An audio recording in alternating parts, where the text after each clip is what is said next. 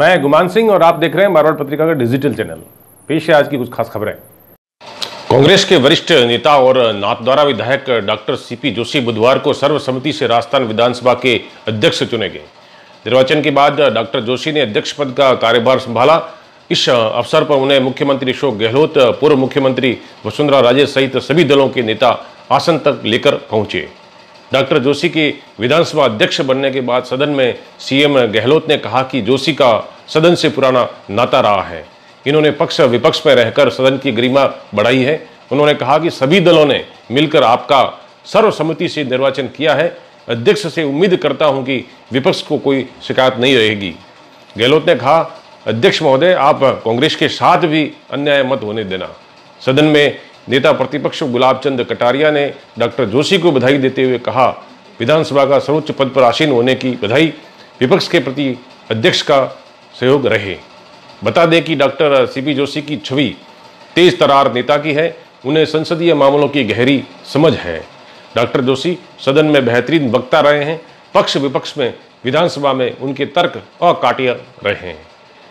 अब सीपी जोशी के सामने विधानसभा को चलाने की नई जिम्मेदारी होगी। विधानसभा में आज अध्यक्ष पद पर सर्वसम्मति से मुझे जो निर्वाचित किया उसके लिए मैं सभी दलों का और माननीय सदस्यों का मैंने बहुत आभार व्यक्त किया। मैं आशा करता हूं कि राजस्थान विधानसभा की गौरवशाली परंपरा रही है। राजस्थान विधानसभा में साल भर अध्यक्ष के पद पर उन्हें सुशोभित किया है और राजस्थान की परंपरा सारे देश में कोट की जाती है। मैं आशा करता हूं कि सभी माननीय सदस्यों के सहयोग से उस गौरवशाली परंपरा को बनाए रखे हुए अध्यक्ष पद पर निष्पक्षता से निर्णय करके सभी सदस्यों का विश्वास जीतने का मैं काम करूंगा। मुझे पूरा विश्वास है कि जितने भी हमारे माननीय सदस्य हैं वो नियम और हमारी परंपराओं को ध्यान में रखकर सदन की गरिमा को बढ़ाने का काम करेंगे और हम आने वाले समय में राजस्थान की जो हमारी नौजवान पीढ़ी के लोग हैं, राजस्थान में जो डेमोग्राफी बदली है, उनकी जो एस्पिरेशन है, उनको समझकर इस तरह का निर्णय लेंगे जिससे आने वाली पीढ़ी ये कह सके कि चुने हुए प्रतिनिधि हमारे भविष्य के बारे में सोचते हैं और राजस्थान में हमने आजादी के बाद जितनी प्रगति की है उस प्रगति को और आगे बढ़ा सकें। मैं आशा करता हूं पक्ष और विपक्ष मिलकर इस नई विधानसभा में राजस्थान की जन आकांक्षाओं को पूरा करने का काम करेंगे और एक अध्यक्ष के रूप में जो मेरी जिम्मेदारी है उस मैं बैठकर अभी आपके सामने आया हूं। इस चीज को समझने के बाद इस बारे में कोई कमेंट करूंगा। उनको रद्द करेंगे। मैंने कहा मैं जब तक समझूंगा नहीं जब तक मैं कोई कमेंट नहीं करूंगा। तो सदन में नई परंपरा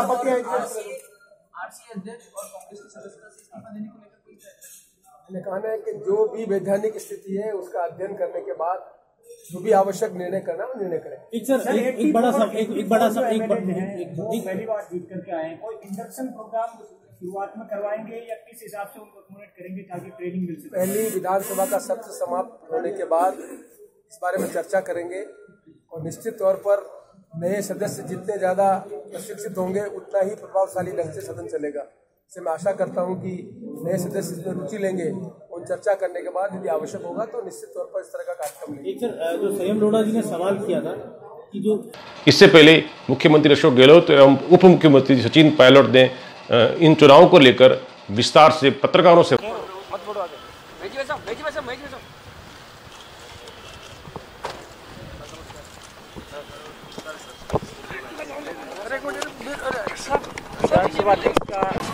अभी हम लोग बुला रहे हैं कार्यकर्ताओं को विभिन्न लोकसभा क्षेत्र के, उनसे बैठ के चर्चा कर रहे हैं, उनकी भावनाओं को समझ रहे हैं। उसके बाद में सब मिलकर के लोकसभा के सदस्यों एक कैंडिडेट के रूप में चयन होगा, हाईकमान करेगी। हम सब मिलकर के मैदान में उतर रहे हैं। हमारी तैयारी शुरू हो चुकी है और कोई आश्चर्य नहीं कि 25 से 25 सीट हम जीत रहे हैं राजस्थान का। गहलोत साहब, एक स्वर्ण आरक्षण को लेकर जो बिल पास हुआ है, क्या राजस्थान सरकार का अध्यादेश गुजरात? देखिए, राजस्थान सरकार 20 साल पहले जब मैं मुख्यमंत्री था तो देश का पहला मुख्यमंत्री था जिसने ये प्रस्ताव पास किया था कैबिनेट के अंदर हमने। और तत्कालीन प्रधानमंत्री वाजपेयी जी को हमने पत्र लिखा, बिना संविधान के संशोधन के राज्यों की असेंबली में एक्ट बनने का कोई फायदा नहीं है। संविधान की जो मूल भावना है उसको देख करके हमें संविधान में संशोधन करना पड़ेगा। मुझे खुशी है कि 20 साल पहले जो सपना मैंने देखा था उसमें 14% का था, 10% लेके आए हैं। तो इसलिए कांग्रेस ने भी साथ दिया, सब पार्टी ने भी साथ दिया और आज देश में माहौल बन चुका है कि जो आर्थिक रूप से कमजोर लोग हैं उनको भी आरक्षण मिले, ये मेरा मानना है। इसलिए 20 साल पहले हमारी जो सोच थी, हमारी सरकार की, हम सब की, हमारे कैबिनेट की, मुझे तो खुशी है कि जो काम हमने शुरुआत की थी आखिर में वो पार पड़ ही गया है। इस बात का मैं स्वागत करता हूँ। गुजरात सरकार जिस तरीके से ऑर्डिनेंस रही है,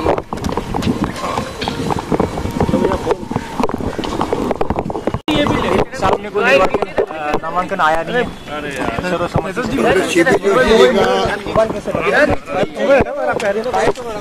सीपी जोशी जी का स्पीकर के रूप में निर्वाचन चुनाव निश्चित हो गया है। नामांकन की एक आया पक्ष विपक्ष अन्य पार्टियों ने, चाहे वो बीएसपी हो, सीपीएम हो या हमारे हनुमान बेनीवादी पार्टी हो और निर्दलीय हो, सब विधायकों ने सर्वसम्मति से उनके पास उनके प्रस्ताव रखा है, अनुमोदन किया है। तो उनकी जीत तो सुनिश्चित हो ही गई है। अभी जैसे घोषणा होगी उनकी तो हम लोग विपक्ष के लोग जाकर के उनको स्पीकर साहब के चेयर पर बैठाएंगे और एक नई शुरुआत होगी राजस्थान की असेंबली के इतिहास के। विधायक दल की बैठक भी है, विधायक दल की बैठक तो होने की परंपरा रही, हमेशा ही होती है। इस पर भी हम बैठ के तय करेंगे कि राज्यपाल का अभिभाषण जो हो रहा है उसके अंदर वो लोग सब लोग मिलकर भाग लें और राजस्थान की जो समस्याएं हैं, पिछली सरकार की कमियां हैं, वो दूर कैसे करें। गुड गवर्नेंस देने के लिए जरूरी है कि पुरानी सरकारों की कमियों के अनुभवों को हम लोग ध्यान रख करके फिर आगे बढ़ें, जिससे कि हमसे वो गलती नहीं हो। हमारी पार्टी, हमारे मंत्री मुझसे खुद से या विधायकों से वो गलतियां नहीं हो जो पिछली गवर्नमेंट ने करी है। ये हमारी सोच का अंग है और उसी सोच के साथ में हम लोग पॉजिटिव होकर सोचेंगे।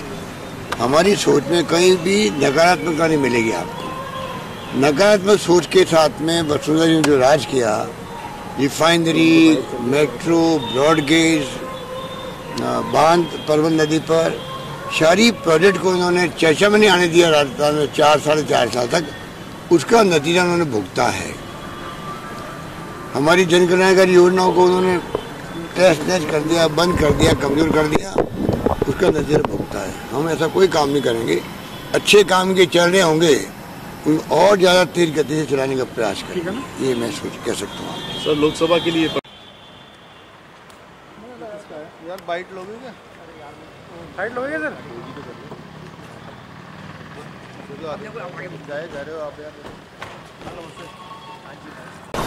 बहुत पुराने नेता हैं प्रदेश के। जोशी जी ने अलग अलग पदों पर रहकर बहुत महत्वपूर्ण योगदान दिया है, न सिर्फ राजस्थान में लेकिन देश भर में। और आज उनका चुनाव होगा और सभी दलों ने, सभी लोगों ने मिलकर उनका नामांकन करा है। सर्वसम्मति से अगर उनका चुनाव होता है तो बहुत अच्छी बात मैं समझता होगी।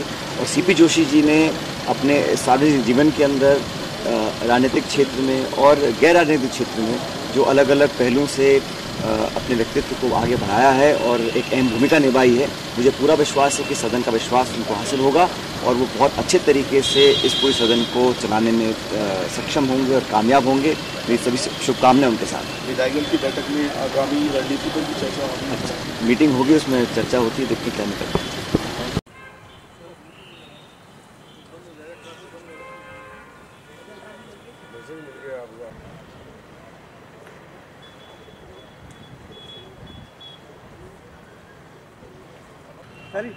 मेरा माइक बोल रहा है। अरे यार कटारिया जी है, कटारिया।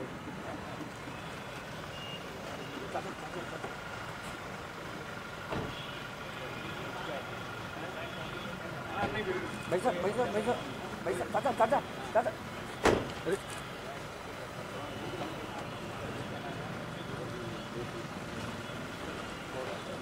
आपको ये चैनल कैसा लगा?